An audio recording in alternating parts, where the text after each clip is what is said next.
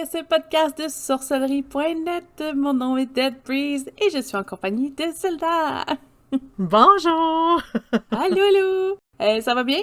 Ben oui, je vais très bien, toi? Oui! Aujourd'hui, sur les croyances ésotériques un peu étranges, ou en tout cas les croyances spéciales, ou en tout cas selon nous, hein, selon nos standards. On va vraiment se pencher sur deux sujets en particulier, plus que les autres, simplement parce que des fois, on n'a peut-être pas toutes les informations qu'on voudrait. Par exemple, tous les messages dans les champs faits par les aliens ou les quatrième, cinquième, sixième, dixième dimension du monde. Euh, il y a du stock, il y a quand même beaucoup de choses à couvrir. Est-ce que tu veux qu'on commence à parler de l'ère du Verseau pour débuter le tout? Oui, en fait, l'ère du Verseau, c'est c'est une des 12 ères astrologiques, ou du zodiaque, que, comme qui est déterminée par, par la précession des équinoxes, puis et tout. En fait, un peu en astrologie, je m'y connais pas tant, c'est surtout Anissa qui est la spécialiste là-dedans, mais c'est le fait que c'est comme si notre monde, on rentre, on est dans les airs, on avait l'ère du poisson avant, et là, maintenant, on serait dans l'ère du Verseau depuis 1962.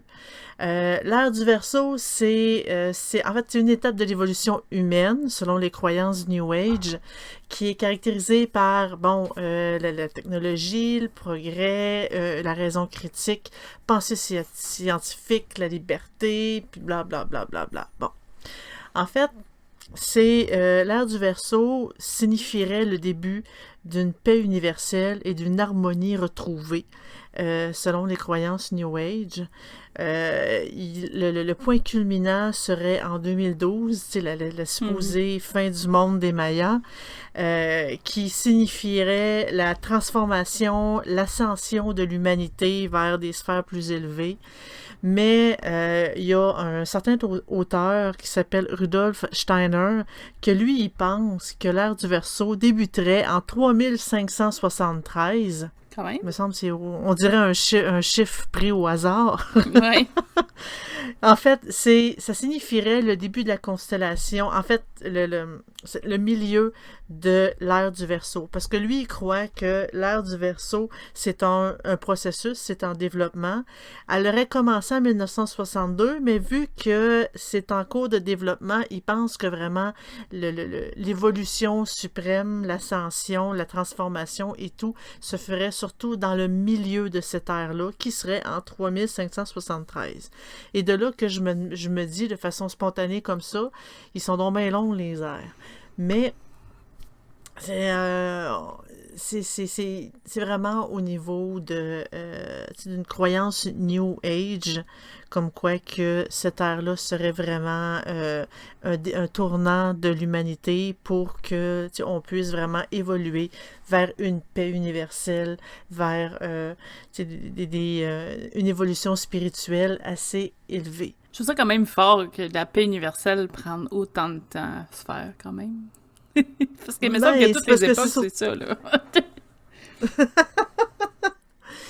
Mais, en fait, on veut tout atteindre ce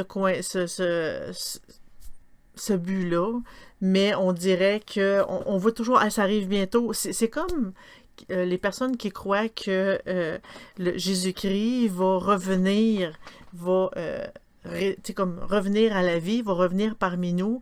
C'est imminent, ça va être bientôt, là, ça va être bientôt, là. Puis ils croient ça depuis quoi, les années 50? Puis quand je parle d'années 50, c'est vraiment 50 après Jésus-Christ. Donc, tu sais, c'est imminent, là. Le Christ va revenir, c'est imminent. Et aujourd'hui, on est en 2021. Mais, tu sais, on serait comme dans une évolution et tout. C'est surtout, on dirait que c'est plus les hippies qui cherchent vraiment à vouloir avoir, tu sais, comme une vue plus positive du monde, une évolution du monde pour se sortir un peu de ce qui se passe autour de nous, de la guerre, de la haine, puis de l'argent. Mais ça amène d'un sens probablement la création de tous les types d'enfants possibles. Je parle d'enfants indigo, cristal, arc-en-ciel, diamant, puis les autres, là. Faut les appeler comme ça, Parce que les je sais autres. Parce qu'il y en a beaucoup. Il y en a beaucoup. Il y en a beaucoup. Il y en a beaucoup. Honnêtement, parce que là, on va tomber dans les enfants indigos, puis je pense que ça va être quand même le sujet principal pour la suite, parce qu'il y a tellement de stock. Puis c'est quelque chose Oui. qui est quand même relativement nouveau comme phénomène. Même si ça fait quelques années Ben, déjà, c'est pas ça, mais je veux dire, c'est pas en 1200, tu sais, c'est relativement nouveau non. comme concept, mais ça a poussé, là. En fait, En fait, les enfants indigos, ça a comme été créé dans les années 70, 1970, et non pas 70 après Jésus-Christ. Ça a été créé dans les années 1970. En fait, c'est comme... Il y a un auteur qui en a parlé à ce moment-là, son nom m'échappe, et ça a comme été en gestation jusque dans le début des années 1990, où est-ce que là, ça a vraiment ouvert, ça s'est vraiment développé, surtout dans le milieu anglophone. Dans le milieu francophone, ça s'est surtout popularisé vers les années 1999. Juste avant 2000, que les enfants indigos seraient là, seraient comme la prochaine étape comme de l'évolution de l'humanité. Ils sont là pour réformer nos institutions, pour appliquer, appliquer les nouvelles règles, abolir les anciennes, pour vraiment évoluer, parce que là, nous, on serait obsolètes et eux seraient là pour tout changer. Et ça a l'air que ça aurait déjà commencé aujourd'hui. En fait, ouais, Je l'ai pas encore vu. Selon les âges, les tranches d'âge, ces personnes-là auraient... Ce serait de nos âges, pareil, là. Nos âges, t'as peu la tienne ou la mienne? Parce que moi, j'ai quoi? J'ai 10 ans plus que toi? Avec la mienne. Dans trentaine. Ouais. OK. Donc, c'est ça, ça serait, des enfants comme ça qui seraient vraiment différents, qui veulent littéralement réformer le tout. Dans les caractéristiques des enfants indigos, ils parlent, le sentiment d'être un extraterrestre, de ne pas appartenir à ce monde. En fait, aussitôt qu'on se sent bizarre un peu, on a l'impression d'être un extraterrestre dans notre propre monde. Mais c'est une des caractéristiques. Ensuite, besoin incontrôlable de changer le monde, sentiment d'avoir une mission. En psychiatrie aussi, on en a des personnes comme ça, mais ça, c'est une petite parenthèse, je suis désolée. Donc, c'est ça, de vouloir changer le monde. C'est comme s'ils étaient missionnaires pour pouvoir essayer d'aider le monde, d'être là pour les autres. Les autres peuvent le trouver bizarre, mais... ils sont là, ils sont très hypersensibles. En fait, de ce que j'ai remarqué, tous les types d'enfants sont hypersensibles. Je parle de indigo, arc-en-ciel, cristal, diamant et les autres. Ils sont tous hyper sensibles. Donc, aussitôt qu'il se passe quelque chose de grave autour de nous, ben ils sont comme plus touchés, plus marqués, ou peut-être plus facilement traumatisés. Mais, en tout cas, par la suite, des capacités extrasensorielles développées. Donc, on parle de clairvoyance, de clairaudience, d'un savoir interne inné. Ils ont des rêves prémonitoires, ils ont des pouvoirs, en fait. Puis c'est drôle, ils parlent de clairaudience, d'entendre des voix. C'est drôle, je fais le lien avec mon autre sujet d'avant pour dire que quand tu as l'impression d'avoir une mission en psychiatrie, on en voit beaucoup, puis ils entendent des voix aussi. Mais ça, je veux pas dire que les enfants indigos ils ont nécessairement des problèmes psychiatriques. C'est pas ça que je veux dire du tout. Bref, qu'eux, ils savent beaucoup de choses, qui ont déjà des pouvoirs. Et ça, c'est un point que je trouve étrange parce que ils ont des pouvoirs déjà développés. Ils n'ont même pas besoin de le pratiquer, puis c'est déjà développé. Normalement, quand on a appris à marcher, il a fallu apprendre à marcher, on s'est pratiqué en étant bébé puis enfant, et maintenant on court, ça va bien, on y pense même plus. C'est la même chose pour les pouvoirs. En fait, il faut les apprendre, il faut les pratiquer, et après, quand on les maîtrise, on y pense même plus, ça se fait tout seul. Mais eux, ça serait totalement inné.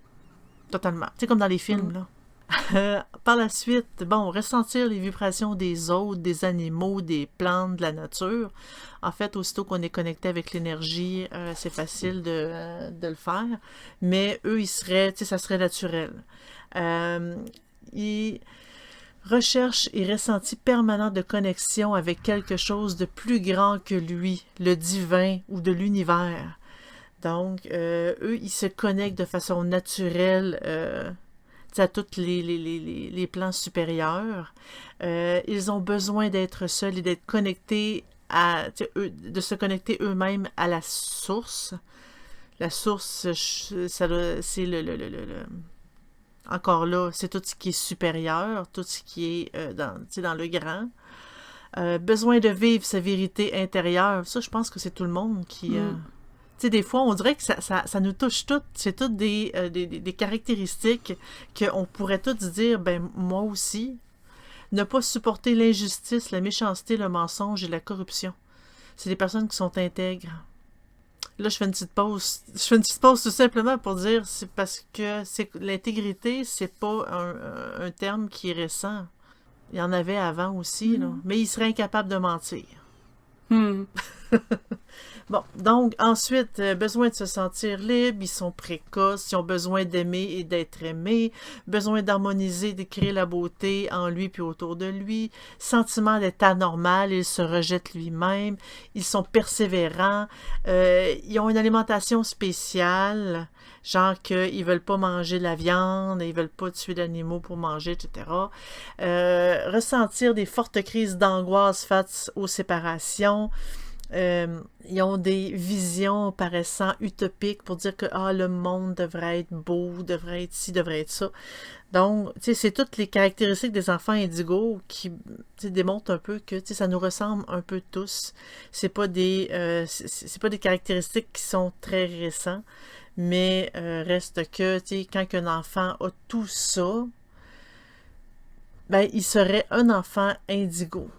Puis les enfants indigos eux-mêmes, ben, ils seraient là, ils existeraient en fait pour préparer le terrain pour les enfants cristal par la suite. Parce que les enfants cristal, c'est des âmes très avancées. C'est des âmes qui ont accepté de s'incarner pour pouvoir nous aider à évoluer. C'est des personnes de conscience très élevée. Ils sont, évidemment, comme les indigos, sont très sensibles, mais ils sont, comme très généreux, ils sont très proches de l'amour inconditionnel de tout le monde. Ils ont, évidemment, des pouvoirs plus évolués que les enfants indigos, c'est-à-dire télépathie, télékinésie, empathie. Quand je parle d'empathie, eux autres, ils parlent surtout qu'ils sont capables de rester connectés. Ils gardent la mémoire du lien avec la source. La source, je suppose que c'est plus ce qui est élevé, mais ils ressentent qu'on est tous reliés, puis ils essaient de nous le démontrer en même temps. Donc, c'est des êtres qui seraient sereins, ils sont là vraiment pour montrer à l'humanité un nouveau chemin de pensée, une nouvelle façon de penser pour pouvoir nous permettre d'évoluer en même temps qu'eux. Encore là, eux autres aussi, ils ont des caractéristiques. Il y aurait une très, très, très, très forte empathie envers les autres. C'est des enfants qui sont très solitaires. Ils aiment parler avec du monde, mais ils sont surtout solitaires. Ils sont passifs dans le sens qu'ils veulent pas de problème, ils veulent pas de disputes, ils font tout pour éviter ça et les désaccords. Ils sont discrets dans le sens qu'ils ne parlent pas beaucoup. Ils sont très sereins, très intelligents bien sûr, très sensibles, sont très doux, paisibles. C'est comme des petits anges sur pattes, si je comprends bien. Très attachés avec la nature, bien sûr. Donc, ces enfants-là, on associe aussi le trouble de l'autisme avec les enfants cristal. Ça serait comme une caractéristique d'un enfant cristal. C'est tout ce qui est autiste, hyperactivité, c'est tous les troubles qu'on vit aujourd'hui, que certains enfants sont obligés de prendre des médicaments, par exemple. Et là, par la suite, évidemment, tes enfants indigos font des enfants cristal, qui font des enfants arc-en-ciel, qui est la 3e génération d'enfants, qui est ceux qui seraient nés après les années 2000. Je sais pas si tu as quelque chose à dire par rapport à ça, Debbie. Moi, je fais une note que ils sont très peu incarnés parce que ça vient des... faut que leurs parents soient des parents cristal. Là, on commence à avoir une hiérarchie. Ils disent qu'ils n'ont pas de karma. Je sais pas pourquoi ils disent ça, mais en tout cas, bref, pas de karma. Ils ne choisissent pas des familles dysfonctionnelles. Si, pas de karma. S'ils n'ont jamais été incarnés, ça se peut qu'il n'y ait pas de karma. Ils sont là pour servir. Je pense que c'est une mauvaise traduction, là, mais c'est l'aide en tant que telle. Là. Un grand sens du service. Ils disent qu'ils peuvent avoir des grands yeux. Des grands yeux. Surdimensionnés. Oui. Comme les extraterrestres. Big eyes. Fait que c'est vraiment des grands yeux. Mais c'est à faire confiance, il n'y a pas de problème. Et ils ont pas peur de rien. Okay. Ça, c'est assez relativement court pour les... Ben, moi, j'en ai d'autres qu'ils possèdent des dons pour soigner, ils ont une grande énergie, forte personnalité, ils sont très créatifs. Ils sont éveillés, ils ont une maturité forte, très liée aux humains. Ils expriment très tôt leurs besoins, des boules d'énergie hyperactives. Choisissent, c'est ça, famille neutre et paisible, créativité, ils ont besoin d'être constamment stimulés. Ils sont déterminés, ils n'ont pas d'ego, pas de jugement. Ouais, il y a de la misère, mais on va revenir un petit peu plus tard, là. Ben, c'est surtout le fait qu'ils choisissent une famille fonctionnelle. Quand tu veux vraiment aider pour faire évoluer les autres, tu vas dans une famille dysfonctionnelle pour essayer d'aider tes parents à évoluer, d'aider ton entourage à évoluer. Dans une famille fonctionnelle, très fonctionnelle en plus, ben, c'est là pour aider qui? Je me demande, face à ça, si, mettons que je mélange avec le spiritisme, comment on voit l'évolution d'un âme au travers de ses réincarnations, si, quand ils se sont mis à écrire ces trucs-là, parce que moi, je pense que c'est pas de temps fondé, là, ils se sont pas basés sur le fait qu'un nouvel âme, c'était pas riche en information, fait qu'ils choisissent quelque chose qui est simple, comme point de départ, pour passer facilement à un esprit qu'on dirait bas, à quelque chose de neutre, / plus élevé. En tout cas, moi, de la façon que je conçois que la création des âmes, pis tout ça, il part pas au niveau supérieur. Très lumineux, là. Il part très bas, il va aller dans un bas fond au début, et il s'améliore vers la lumière. Puis il y en a qui restent stagnants, là, mais il s'améliore. Mais j'ai l'impression qu'ils veulent comme, tu sais, comme si la personne elle serait l'exception à la règle, la qui pureté s'incarne, totale, déjà éliminée, et qui n'a jamais eu d'expérience avant. Puis là, ça serait juste parfait. J'ai un petit peu de misère avec ça, mais... C'est comme une nouvelle âme serait soudainement très mature, très connaissante, comme si une nouvelle âme qui est créée est parfaitement pure. Donc, si elle est parfaitement pure, pourquoi qu'elle aurait besoin d'incarnation? Il y a d'autres aussi... on va toutes les nommer rendus là. Il y a aussi les enfants diamants,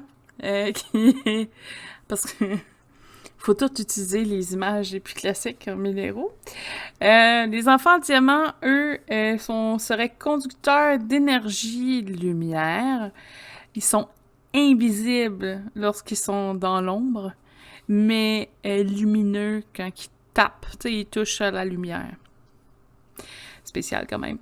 Ils sont du genre discret. Et c'est des élèves doués dans les domaines qui les passionnent. Mais, attention, il y a une attrape, seulement 1 ou 2 domaines. Vous pouvez pas aller plus loin que ça. C'est un ou 2. S'il veut faire 3, il faut lui taper sur les doigts et lui dire non. Je trouve ça ridicule, excusez. Donc, lui, son rôle, c'est d'apporter la lumière à l'humanité. Ils disent... Dans 1 ou 2 domaines. Dans 1 ou 2 domaines seulement. Et ils disent que c'est des soigneurs naturels. Donc, des gens qui ont une facilité pour les soins. Oui, puis que si on est parent d'enfants diamants, il faut les limiter à 1 ou 2 domaines. Exactement. C'est bizarre un peu, je trouve. Puis c'est comme une façon pour les parents de se vanter que mon enfant il est bon, il est hyper intelligent, il est ci, il est ça. C'est normal, c'est un enfant diamant. Mais ce n'est pas tout. Ils ont beaucoup, beaucoup de problèmes à faire la manipulation des énergies 3D. La négativité est comme du poison pour eux. Ils sont très intelligents, très talentueux, mais seulement dans 2 domaines, attention. Oui. Ils ont, bon, évidemment, des habiletés psychiques innées, une bonne intuition. Apparemment, ils se détachent des rôles de leadership, donc des rôles un petit peu plus politiques, tout ça. Ils disent qu'il n'y en a pas beaucoup qui sont incarnés et ils proviennent absolument de parents qui ont évolué. Je sais pas pour eux c'est quoi évoluer, mais des parents évolués. Des parents arc-en-ciel, peut-être? Peut-être, je sais pas. Evolve parents, fait que OK. c'est des lumineux, je sais pas. Des illuminés. Ouais, aussi. On a 2 autres types encore à couvrir. Il y a les Golden Children, donc il y a les enfants d'or. Doré, J'ai d'or. moins trouvé d'informations sur ceux-là parce que généralement ils sont un peu mélangés avec d'autres. Mais c'est des enfants qui, un peu comme les autres, là, intelligents, ils ont des pouvoirs psychiques, ça, bonne intuition. Sensible. Tu sais, il n'y a rien qui change beaucoup. Ils sont très, très, très développés intellectuellement et Comme les sont autres. dans la passe woke. Tu sais, j'ai eu une passe une couple d'années là, où est-ce que tout le monde était comme éveillé spirituellement, là, puis ils appelaient ça des woke. Je pense que ça rentre dans cette mentalité-là, selon les années, là, parce que je pense que les enfants diamants, c'est à partir de 2010. Ouais. Puis eux autres, j'ai pas la date, mais ça tournerait autour de ça aussi, là. Donc, ils sont très... peut-être près de 2020, je sais pas. Je pense pas 2020 qu'il y a eu encore quelque chose, là, mais... Bref, aux 5 à 10 ans, il y a un nouveau type d'enfants qui naissent. mais là, avec les indicos... C'est pas vraiment d'une génération à l'autre. Non, c'est ça. Puis là, avec les indicos, il y avait aussi des Star Seed et les Star Children, qui sont les enfants des étoiles. Les enfants des étoiles. Eux autres, ils viennent... C'est les enfants des extraterrestres, c'est ça? Ben un peu, je vais vous dire. Il n'y a pas tant d'informations sur qu'est-ce qu'ils font. Mais j'ai trouvé des phrases qui peuvent vous aider à savoir si vous en faites partie. Et je pense qu'on va faire le tour tout de suite avant de parler de pourquoi, en tout cas, moi je veux parler de pourquoi je suis pas très accrochée aux idées des enfants indigos, les raisons selon les années, mais je veux au moins vous donner un petit feeling de ce que c'est de voir. Est-ce que, posez-vous la question, en tout cas je vais vous les traduire, là, mais peut-être êtes-vous un enfant des étoiles? Est-ce que vous vous êtes retrouvé en plein milieu de la nuit à regarder le ciel sans savoir pourquoi? Ça, c'est la question numéro 1. Fait que si jamais vous avez fait du camping, en tout cas, bref, je veux pas juger, mais il y a des bonnes chances que vous répondez oui à cette réponse-là. Ben moi, je pense que si une personne qui répond non, c'est pas mal, elle, l'exception. Il y a des bonnes chances. Est-ce que Ensuite. vous avez une étoile, un système solaire provenant d'une galaxie qui sonne familière pour vous? Je vais poursuivre les questions sans juger à toutes les questions parce que ça sert à rien. Ouais, là. parce que ça... Est-ce que vous sentez une fréquence entre des enfants... Ben là, ça, c'est entre Starseed, fait que c'est plus difficile, là, mais si vous le savez, que une connexion entre probablement des amis de même âge, que les gens, les autres personnes ne ressentent pas. Une fréquence plus difficile. Est-ce que vous expériencez des répétitions numériques qui sont synchronisées comme 11h11, midi 34, donc 1, 2, 3, 4, 5h55, donc 5, 5, 5, etc. Oui, est-ce que vous sentez que la Terre n'est pas votre maison? Et est-ce que vous vous êtes demandé si les âmes provenaient d'une autre planète ou d'un autre système solaire en tant que tel? Vous croyez absolument qu'il y a d'autres formes de vie sur d'autres planètes? On dit pas proche, là, on dit en ensemble du monde, en tout cas de toutes les galaxies. De l'univers. Vous êtes certain d'avoir vécu sur une autre planète et vous pouvez en parler? À un jeune âge, avez-vous vécu une expérience reliée aux extraterrestres, à la religion ou une expérience mystique?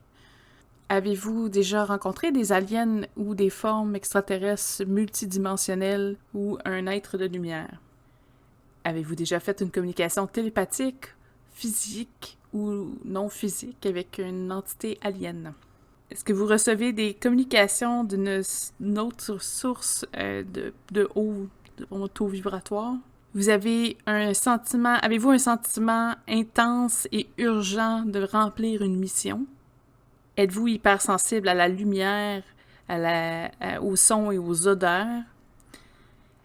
Avez-vous survécu à une maladie qui pouvait causer la mort? Life-threatening, fait que dangereux, assez dangereuse. Avez-vous été impliqué dans un accident sévère ou un trauma? Moi, je sais pas. Déjà, juste le fait que vous écoutez le podcast, vous avez probablement déjà vécu un phénomène un peu mystique ou au moins c'est quelque sûr chose. Que le monde qui nous écoute ont au moins répondu oui à plusieurs questions. Je veux dire, plusieurs de tes questions. Surtout celle de regarder le ciel, là, je pense que ça... la première, ben là, ça n'a pas de sens. Juste croyez-vous aux extraterrestres, ben à la vie ailleurs dans l'univers, ben c'est parce que il y en a qui y croient pas, mais dans la majorité, on y croit tous. C'est assez général, c'est assez global. Si on a déjà eu des expériences, si on a déjà eu des traumas ou des maladies graves, des fois c'est un, des fois c'est l'autre, des fois c'est les deux, des fois c'est... Il y a beaucoup du near-death experience, il y en a plein, des maladies graves, le COVID en ce moment, il y en a quelques-uns que je connais, moi, qui ont passé proche, là. Je veux dire, ça vient d'augmenter le taux d'enfants Star Children. Avant de poursuivre qu'on juge un peu tout ce phénomène-là, j'ai en anglais malheureusement, mais j'ai les titres de tous les autres labels qu'il y a pour les enfants. Il y a les Walk-ins Wenders, donc ceux d'après moi qui marchent seuls, là. Il y a les anges réincarnés, les élémentaux réincarnés, les Wise Ones, donc ceux qui sont sages, donc les sages. Les sages. Les hybrides, les Blue Rays, donc les rayons bleus, et non pas l'équipe de... c'est pas du baseball, ça? Non, c'est Blue Jays. Ah, Colin! Ça aurait été drôle, par exemple. Les Ascended Masters, donc les maîtres de l'ascension. Je trouve que ça fait bizarre de ça à un enfant, mais bon. Tu es un maître de l'ascension. Les travailleurs de lumière, ça, on entend souvent, en tout cas dans le milieu. Mais moi, j'ai l'impression que les light workers, les travailleurs de la lumière, ils disent ça quand ils travaillent avec les énergies positives et non pas les enfants qui travaillent. En tout cas, pour moi, c'est deux choses différentes. C'est New Age, hein? Oui. Et les Wayseers. Donc, Wayseers, on dirait que c'est pas les oracles qui voient les chemins, mais Seers, c'est pas oracle, mais c'est quelque chose comme ça. Et là, la traduction m'échappe. Oui, ben, Seers, c'est comme un oracle, mais le mot avant... Oui, comme un chemin, là. Ah, OK. OK. Ceux qui voient le chemin. Ouais. C'est ça. D'accord. Mais, tu sais, c'est tout... Ils sont supposés nous montrer le chemin. C'est toutes des choses... Moi, ce qui me... Pour en revenir peut-être les principaux, là, en tout cas ceux qui ont parti le bal, les indigos, puis bon, on peut dissocier les autres aussi, là, mais ce que j'aime, c'est que c'est vraiment des générations. Tu sais, par exemple, ils disent Indigo, c'est en 1978 jusqu'en 80... Attends, j'ai les dates, 95? Ouais. Tu sais, les Indigos, là, ils sont nés dans un barème particulier, donc entre 78 et 95. Je fais partie de cette tranchée-là, mon Dieu. Moi aussi. Moi aussi. Dis, c'est des vieilles âmes, tu te le fais dire souvent, ça, t'es peut-être un enfant indigo. Peut-être. Ce que je trouve un peu ironique, puis il y a plusieurs documentaires sur YouTube qui vont aller prôner dans cette idée-là, mais il faut penser aussi qu'il y a des changements sociologiques qui ont été faits, qu'il y a des changements psychologique, la façon de traiter, en tout cas l'utilisation des enfants, les technologies qui sont arrivées, qui font peut-être créer des tendances chez les enfants. Je donne un exemple. La télévision aux États-Unis a souvent été, en tout cas dans certaines années, peut-être moins... 78, ça fait, là, 78 à 90, c'était la nounou de service dans beaucoup de milieux. Je dis pas, c'est des familles peut-être des fois un petit peu plus pauvres, mais je vais expliquer pourquoi, là, mais ça crée des problèmes de comportement chez les enfants qui ont besoin d'attention puis qui n'ont pas parce que, je sais pas moi, le parent est soit se fiche complètement de l'enfant, tu sais, c'est des problèmes que peut-être vous n'avez pas vécu, mais que dans d'autres familles, ça se faisait. Est-ce que ça crée des problèmes d'hyperactivité, dans le sens où peut-être des problèmes de comportement, parce qu'il y en avait beaucoup, ça expliquait des problèmes de comportement pour des manques d'attention. Quand un enfant bouge pas assez aussi, ça crée des problèmes de comportement. Oui. Il y a aussi la quantité au niveau de la nourriture. La nourriture a beaucoup changé au fil des années. Moi, je crois beaucoup qu'on mange des trucs peut-être d'aujourd'hui qu'on devrait peut-être pas. La quantité de sucre dans les produits est très très haute. À l'époque aussi, je veux dire, Coca-Cola a lavé des États aux États-Unis de son passage en tant que tel, que les enfants boivent des liqueurs douces à partir de 2 ans quasiment. Là. C'est pas des choses que tu vois nécessairement ici. Il y en a, là, mais peut-être moins, mais que d'autres places, ça se fait. Une bourrée de sucre, bourrée de... Puis c'est pas juste ça, là, c'est... Tu sais, il y a plein de trucs qui rentrent en compte que l'espèce d'enfant est bien difficile à suivre. Mélanger ça avec plein d'autres problèmes, créer... parce que là, moi, j'avais, mettons, les indicos avaient des problèmes de sommeil, beaucoup de cauchemars, de la difficulté à s'endormir, font de la dépression, sont suicidaires aussi, en tout cas à certaines parties. Tu sais, ils font des liens avec autre chose, le côté créatif, ils sont très, en tout cas, un petit peu individuels ou isolés. C'est tous des comportements que, on dirait que ça donne une excuse aux parents de quoi qui est un peu, pas fail son éducation, parce que je veux pas être méchante, là, mais qui a eu des lacunes. Parce qu'au début, Indigo était quand même plus trouble-fête que les autres. On dirait qu'après ça, ils se sont cherchés une identité.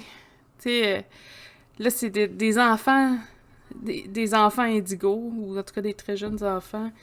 Là, tout d'un coup, l'autre, ce qu'il a vécu, il a moins aimé ça. Fait qu'ils deviennent super intelligents parce qu'ils se sont toujours débrouillés, puis ils ont toujours écouté la télé, puis... Tu sais, il y a plein de trucs que... L'enfant était difficile, c'est parce qu'il était pas compris. Parce que c'est un indigo. Tu sais, c'est comme trouver des raisons...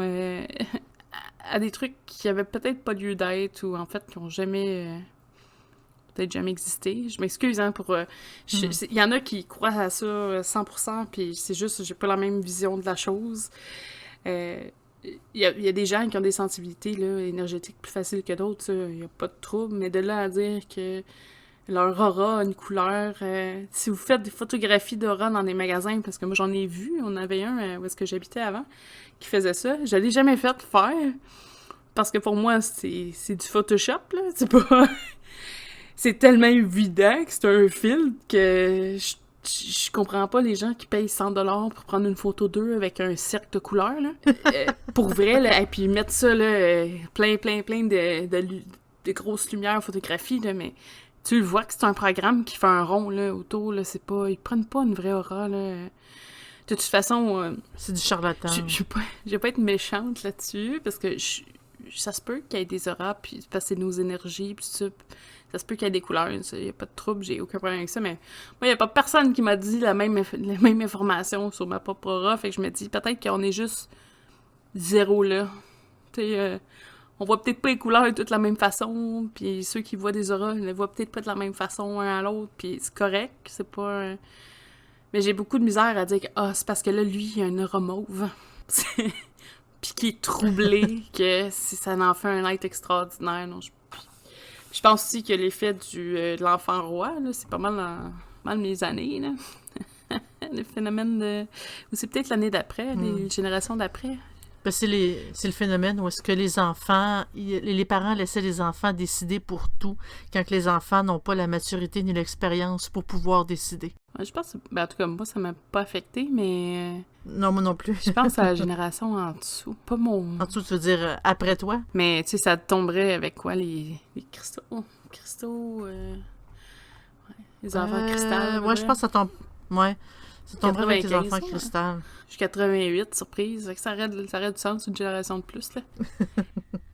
D'ailleurs, les cristaux, là, ils ressortent l'Asperger, puis l'autisme, qui était, tu sais, Ouais. socialement était moins accepté à l'époque, ben, tu sais, avant ça.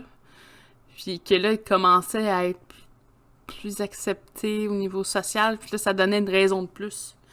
Ah ben, tu sais, il est autiste, mais il y a une raison, c'est un enfant cristal, il est spécial. C'est des petits détails que... Je dis pas que les autistes étaient battus avant, c'était pas ça pour tout, là. Ben, en fait, c'est ceux qui ils savent que les vaccins ne créent pas l'autiste qui ont décidé que ben là, je dis pas ceux. Tu sais, parce qu'il y a une croyance populaire qui dit que les vaccins seraient l'origine de l'autisme, ce qui est totalement faux. Même la personne qui a sorti cet article-là s'est rétractée, je pense, quelques mois après l'avoir sorti, mais le mal était déjà fait. Fait que c'est rentré dans la croyance populaire. Et, tu sais, les enfants autistes, on s'est toujours demandé pour quelles raisons qu'ils sont autistes. Et, tu sais, de dire que c'est des enfants spéciaux qui voient la vie de façon différente, puis c'est vrai qu'ils voient la vie de façon différente.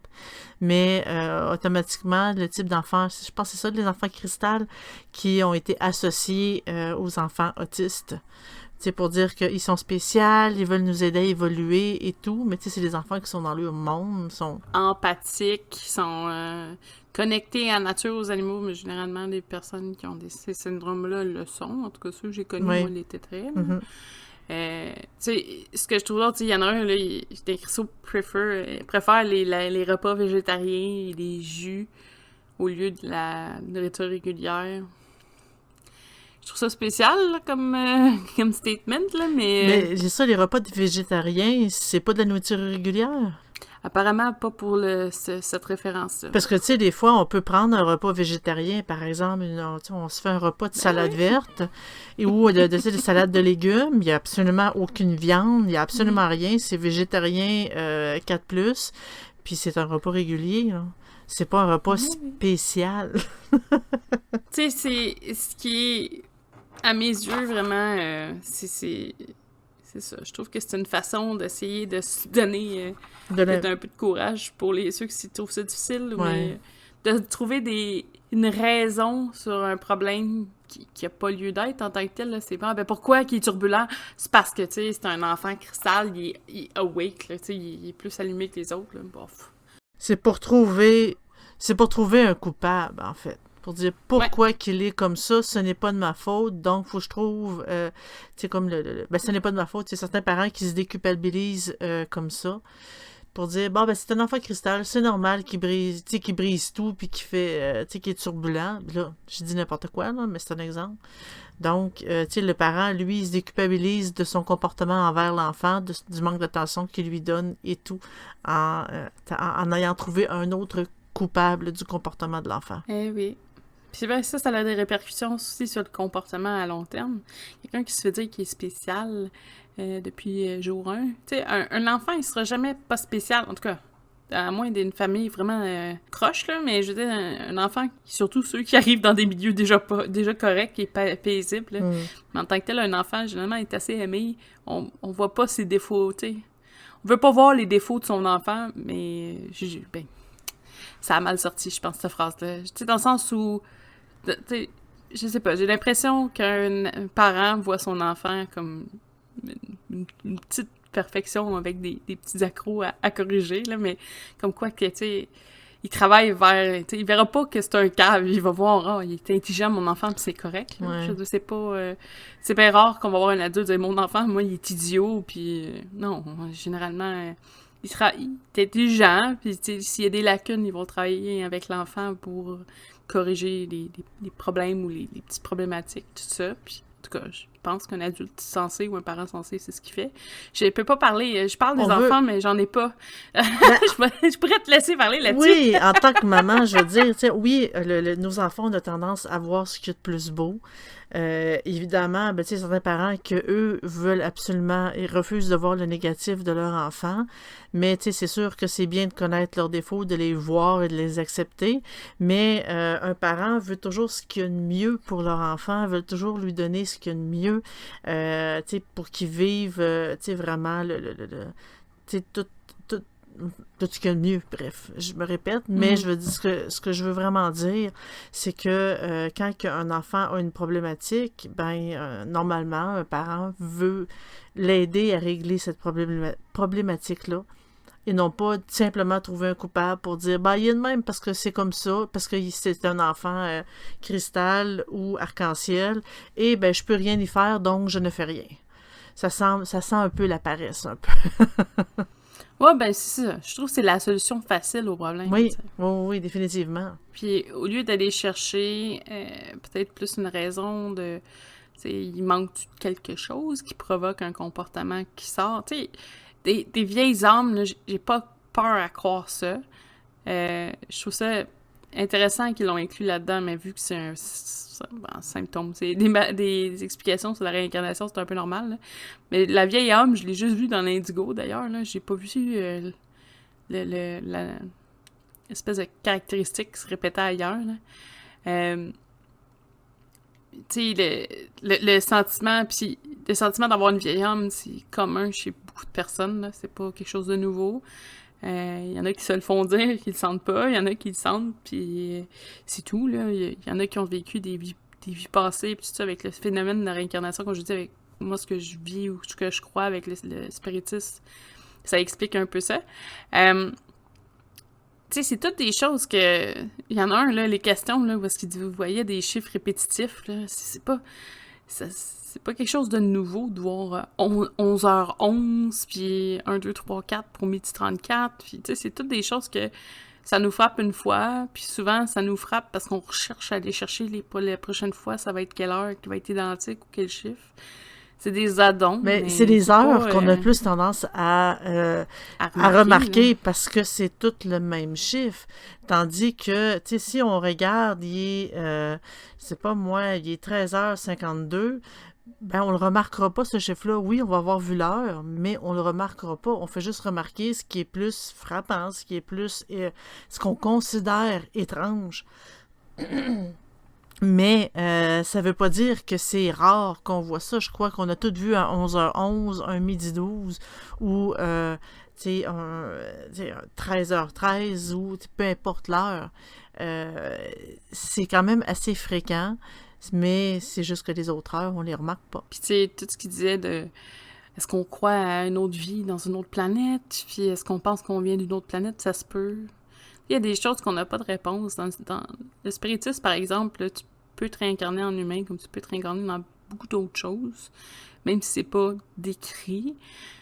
Ils disent que tu vas chercher tes expériences pour te réévoluer pas juste sur Terre, tu vas ailleurs. Fait que, tu sais, déjà, si quelqu'un est un peu spirit, il y a des bonnes chances qu'il peut accrocher aux particularités. Puis de toute façon, la vie sur une autre planète, qui même si c'est 20 millions de galaxies plus loin, de toute façon, qu'on sait pas à quel point c'est l'infini, pourquoi ce serait irréel? Pourquoi il y aurait juste une type de vie qui aurait une forme d'intelligence? Ils sont peut-être pas tous rendus à ce point-là. Qu'on soit les seuls, j'ai des gros doutes là-dessus, là. Non, statistiquement, c'est impossible. C'est ça.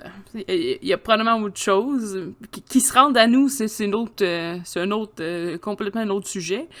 Qu'ils soient capables de se rendre jusqu'à nous, ça, c'est un autre sujet, mais une autre forme de vie, c'est sûr. De toute façon, une bactérie, c'est une forme de vie. Je pourrais pas croire qu'une bactérie vivrait pas sur une autre planète. Ça plaît ça.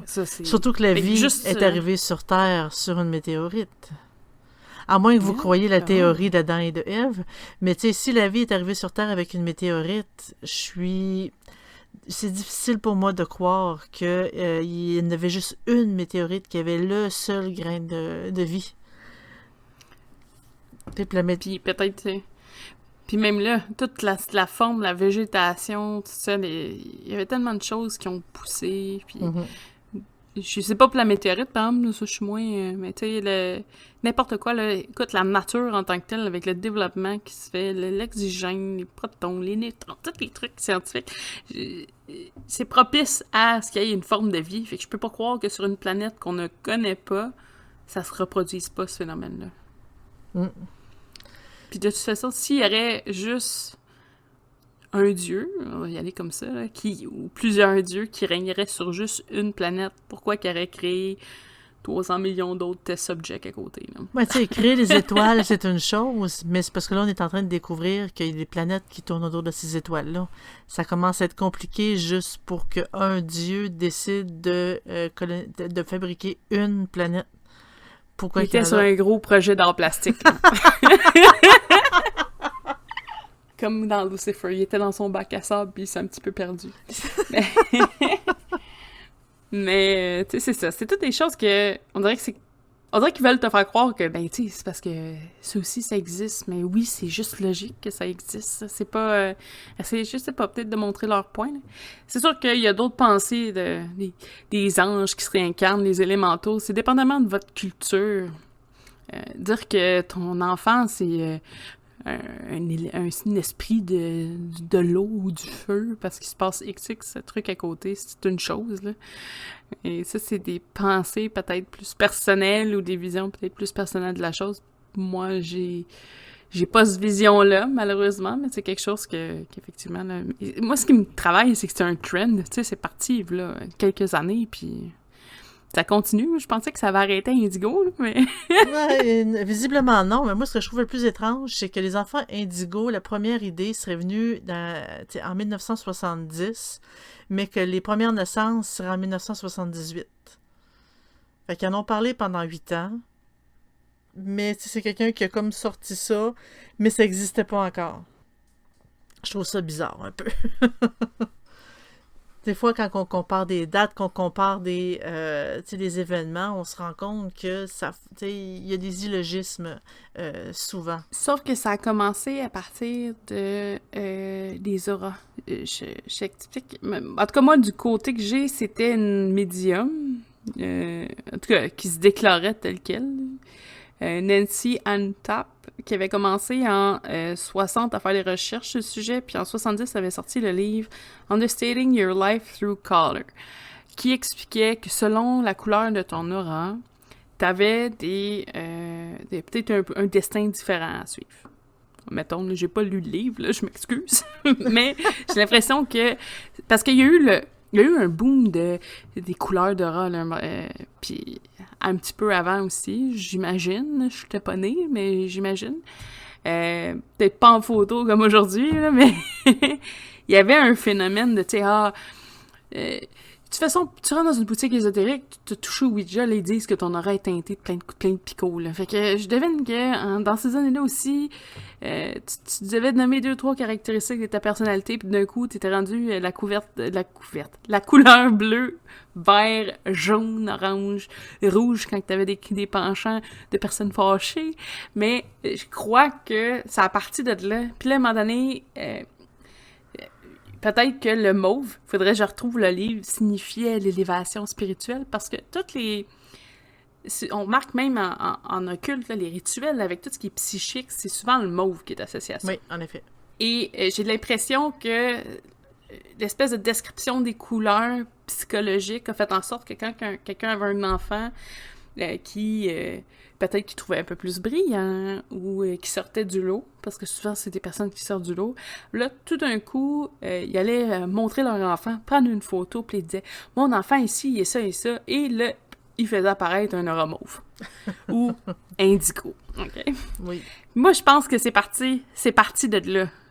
Puis là, à un moment donné, pouf, c'est pour ça qu'à partir de 78, fait que 8 ans plus tard, fait que le temps que, les technologies se développent en conséquence des auras de couleur, je pense que c'est à partir de là qu'ils ont associé des phénomènes de mauve à enfants, enfants indigo, puis là, qu'eux autres étaient particuliers.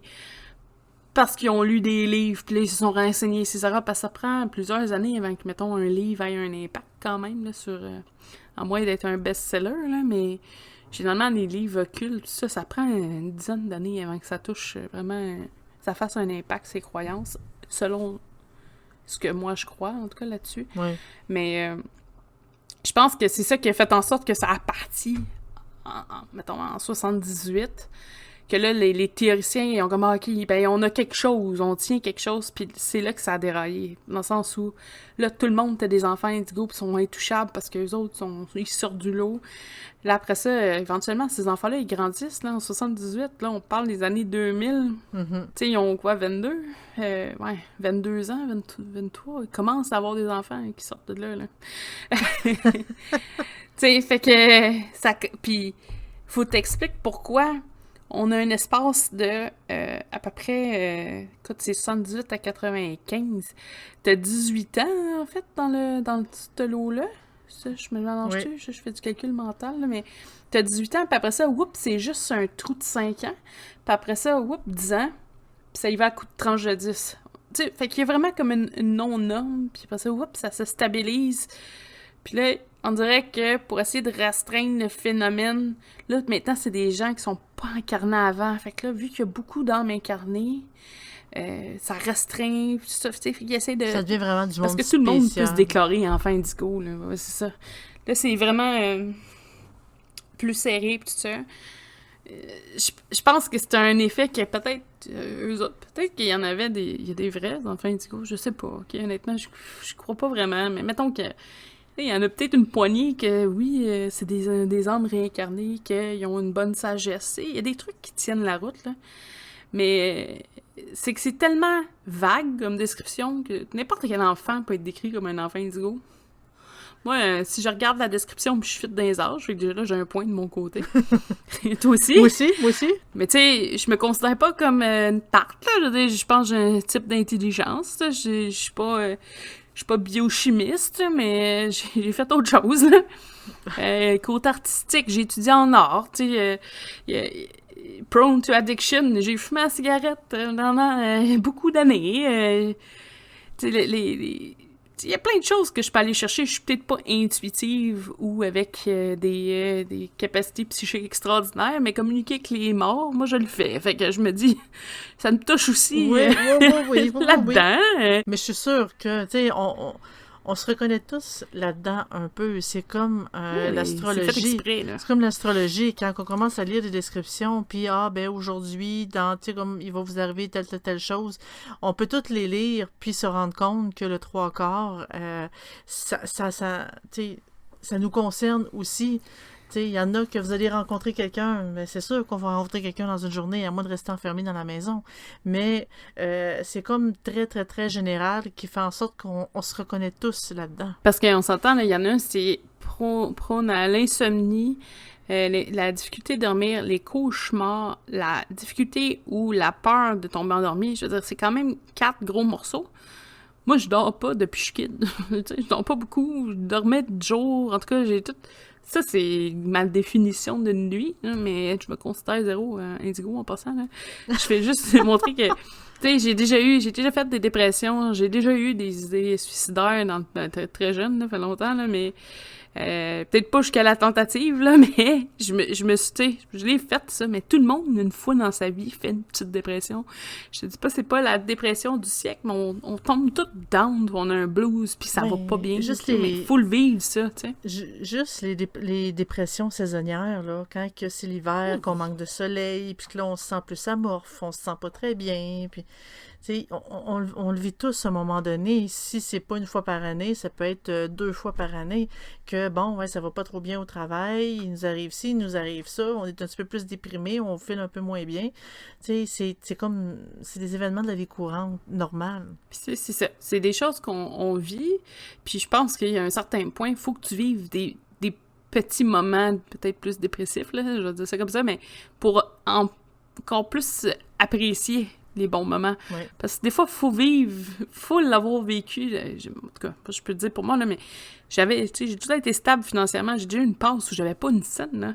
Et je mangeais du craft dinner, puis des toasts, des tartinades au beurre de peanut, au beurre d'arachide. Je sais pas comment... Ouais, aux arachides. C'était ça, je mangeais pour passer au travers ma semaine, là. Ça allait pas bien, là. Je l'ai fait, ça, de pleurer sa vie, là, parce que tu sais pas quand tu seras juste plus capable d'arriver. J'avais de l'aide, là, quand même, mais de pas être capable de suivre financièrement, ça, moi, ça a été un trouble, mais à cette heure, même si j'ai pas un salaire de fou, j'ai quand même un bon salaire aujourd'hui, mais je veux dire, tu sais, j'ai été sur le salaire minimum longtemps, puis j'étais contente, tu sais, d'être sur le salaire minimum, parce que je l'ai vécu de pas savoir comment tu vas finir ta semaine, si tu vas être capable de finir ta semaine. Tu sais, c'est des choses, des fois, que oui, c'est plate comme expérience. Au final, t'en tires peut-être quelques leçons, mais tu sais, on faut tout passer par là. Sauf que, c'est ça, les enfants indigos, apparemment, c'est automatique avec eux autres, mais c'est automatique avec 99% de la population, là. Je veux dire, même quelqu'un qui a tout, des fois, fait une dépression, il peut devenir facilement ennuyé parce que tout est plate, tu perds le sens des choses. Mais c'est pas parce qu'on a tout, qu'on a de l'argent, qu'on a, tu sais... Qu'on est heureux, là. Ben, pas du Ça tout, veut pas du tout. Mais comme, il y a souvent des farces, des jokes qu'on dit que, tu sais, l'argent ne rend pas... tu sais, l'argent ne rend pas heureux, mais c'est plus agréable de pleurer sur une BM que sur un vélo. Mais... T'es encore drôle, c'est pas confortable cette affaire-là. Non. Mais reste que, tu sais, souvent, quand on est riche, on s'attend à ce que... Tu sais, il y a beaucoup de pression qui se fait sur nous parce que le monde s'attend à ce qu'on fasse de quoi d'extraordinaire. Et c'est là qu'on sent qu'on l'est pas, tu sais, qu'on l'est pas, Ouais. qu'on n'est pas à la hauteur. Et là vient la dépression. Et de là, tu sais, c'est pas parce qu'on est riche qu'on a tout, qu'on a la puissance, tu sais, la carrière et tout, qu'on va se sauver d'une dépression. C'est souvent les plus pauvres qui sont, tu sais, qui sont plus capables de voir la beauté de la vie et tout. Mais, tu sais, moi, j'ai l'impression que cette mode-là, tu sais, comme des enfants indigo, cristal, arc-en-ciel et tout, c'est plus une façon de se donner une raison de « je vis ça parce que c'est ici et moi, je me donne une mission. » C'est comme pour se donner de l'importance. Qu'est-ce que t'en penses? Ah, moi, je suis d'accord. Le seul côté positif que je vois, pour quelqu'un qui croit pas vraiment à ça, là, c'est peut-être que ça a donné un coup de pouce à ceux qui sont vraiment dans des situations difficiles, puis qui se sont fait dire, tu sais, toi, t'es spécial, t'es un indigo, t'es un cristal, ou peu importe peu importe le type, là. Puis ça leur a donné peut-être le petit boost qu'ils avaient besoin pour s'en sortir. C'est la seule chose que je pourrais tolérer de dire, tu sais, quelqu'un qui embarque quelqu'un d'autre ou son enfant là-dedans, mais qui donne juste le petit push qu'il a besoin de dire, regarde, t'es spécial, fonce, puis qui réussit à s'en sortir, tant mieux. Tu sais, le but, c'est pas de frapper sa tête à personne. Là. Non. Je veux dire, c'est une théorie New Age que peut-être on n'accroche pas, mais si ça l'aide quelqu'un de se faire dire, regarde, t'es spécial, t'es pas Marvel, t'es pas DC, mais t'as des pouvoirs magiques, et une sensibilité que les autres ont pas. Et c'est de donner ce petit boost de confiance-là, ouais. Tu n'es pas Superman, tu n'es pas... c'est ça, tu n'es pas Spider-Man, mais tu sais, tu es spécial. En fait, tous les enfants sont spéciaux, puis c'est important de leur dire qu'ils sont spéciaux. Tu sais, oui, ils se font rire d'eux à l'école, mais c'est parce que vous êtes spécial, vous êtes, tu sais, on n'est pas conforme à une norme, puis il faut pas l'être non plus.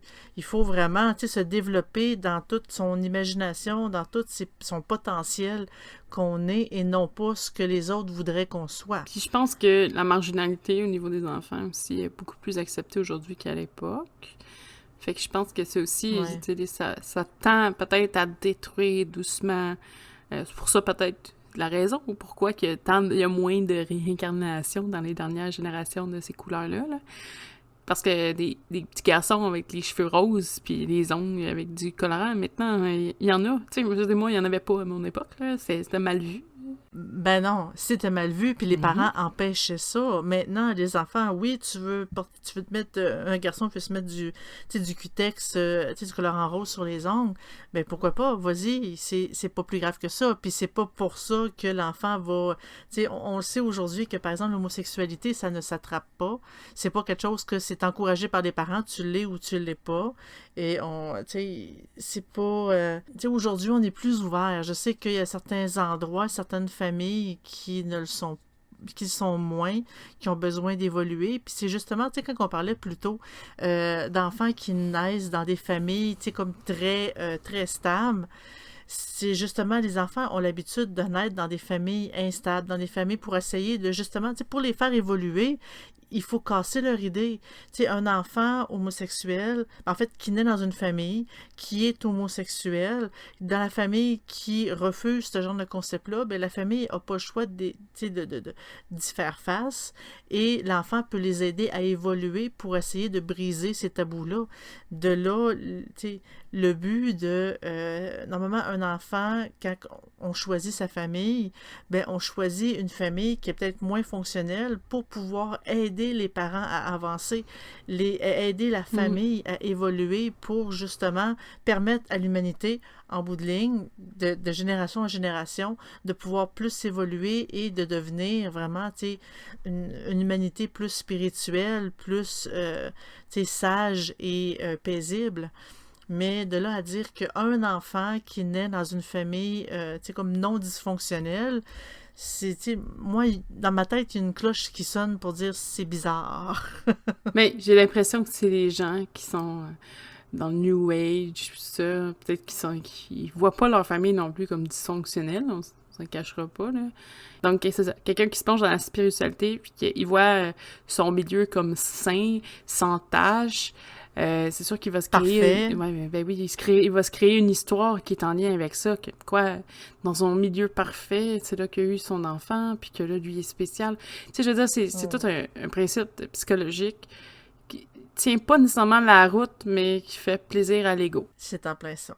Comment flatter l'ego des personnes spirituelles pour dire ah, moi j'ai contribué dans l'évolution spirituelle de l'humanité, j'ai fait un enfant arc-en-ciel, j'ai fait un enfant, tu sais, un golden children, j'ai fait tu sais, j'ai contribué, donc littéralement c'est comment nourrir un ego. Parce que on s'entend là, le New Age, en tout cas ceux qui sont dans le New Age, tout ça, il y en a beaucoup, là, que c'est des concepts qui sont peut-être des fois mélangés. Il y en a peut-être qui sont un peu plus frais pour d'autres. En tout cas, bref.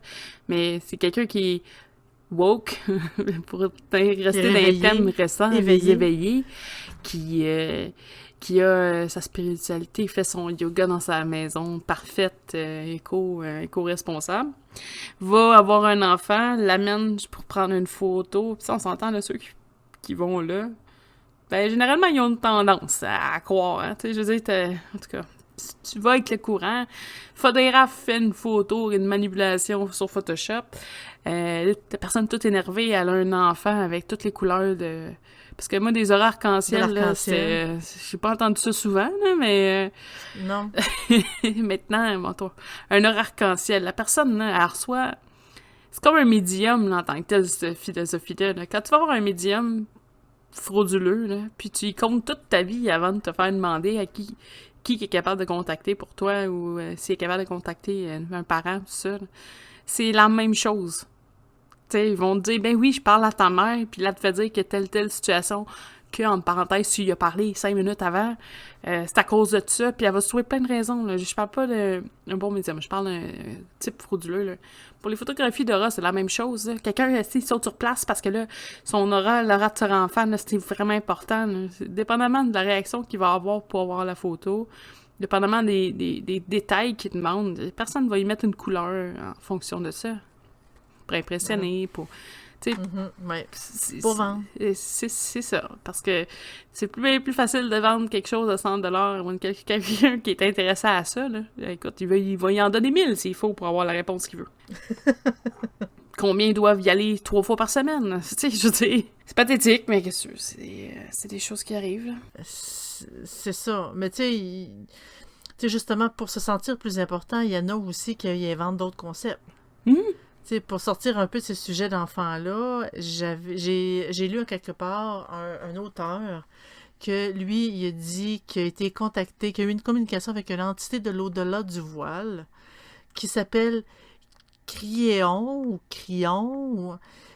et il y a eu cette communication-là en 1989, puis c'est une entité du service magnétique qui est responsable de la reconstruction de la grille magnétique de la Terre. puis que cette reconstruction-là est essentielle pour l'évolution de l'humanité. Ça doit être tout un travail. Ah oui, oui, définitivement. Et cet auteur-là a été, a été tagué, a été visé par les médias français comme quoi que c'est un charlatan, en fait. C'est que lui, il ramassait, comme des croyants, il ramassait de l'argent et tout. Et, il a été traité de charlatan. Mais c'est ça, lui, c'était c'était le but. Puis lui aussi, il a parlé des enfants indigos, d'ailleurs.